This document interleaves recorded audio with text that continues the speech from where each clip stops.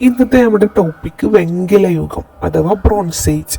അപ്പോൾ ഈ ഒരു ബ്രോൺസ് ഏജിലെ ഇമ്പോർട്ടൻസ് ആയിട്ടുള്ള ചില പോയിന്റ്സുകൾ നമുക്ക് നോക്കാം. ആയുധങ്ങളും ഉപകരണങ്ങളും ഉണ്ടാക്കാൻ വെങ്കലം ഉപയോഗിച്ച കാലഘട്ടത്തെയാണ് വെങ്കലയുഗം എന്നറിയപ്പെടുന്നത്. അഥവാ നമ്മുടെ ടൂൾസ് മേക്ക് ചെയ്യാൻ വേണ്ടി ബ്രോൺസ് യൂസ് ചെയ്ത ആ ഒരു പീരീഡിനെയാണ് ബ്രോൺസ് ഏജ് എന്നറിയപ്പെടുന്നത്. അതുപോലെ ഈ ഒരു സമയത്ത് അവരധികമായി ഉൽപ്പാദിപ്പിച്ച ഭക്ഷ്യവസ്തുക്കൾ സ്റ്റോർ ചെയ്യാൻ വേണ്ടി തുടങ്ങിയിട്ടുണ്ടായിരുന്നു. അധികമായി ഉൽപ്പാദിപ്പിച്ച ഭക്ഷ്യവസ്തുക്കൾ സംഭരിക്കാൻ തുടങ്ങിയ ഒരു കാലഘട്ടം കൂടെയാണ് നമ്മുടെ വെങ്കലയുഗം. കാർഷിക വിഭവങ്ങൾ കൈമാറ്റം ചെയ്യാനുള്ള പൊതുസ്ഥലങ്ങൾ രൂപം കൊണ്ടതും ഈ ഒരു പീരീഡിൽ തന്നെയാണ്.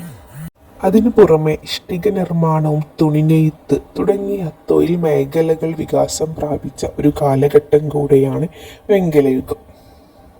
എഴുത്തുവിദ്യ രൂപപ്പെട്ടതും നദീതട സംസ്കാരങ്ങൾ വികാസം പ്രാപിച്ചതും ഈ ഒരു പീരീഡിൽ തന്നെയാണ്. കോപ്പറും ടിന്നും ചേർന്നുള്ള ഒരു ലോഹസങ്കരമാണ് വെങ്കലം. ഇത് ചെമ്പിനേക്കാൾ ഉറപ്പ് ലഭിക്കുന്ന ഒരു ലോഹമാണ്.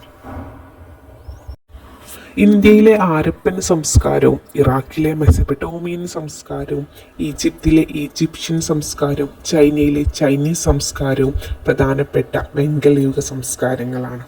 അപ്പോൾ ഇതിനെ ഓരോന്നിനെ കുറിച്ച് നമുക്ക് ഡീറ്റെയിൽ ആയിട്ട് നെക്സ്റ്റ് വീഡിയോയിൽ നോക്കാം.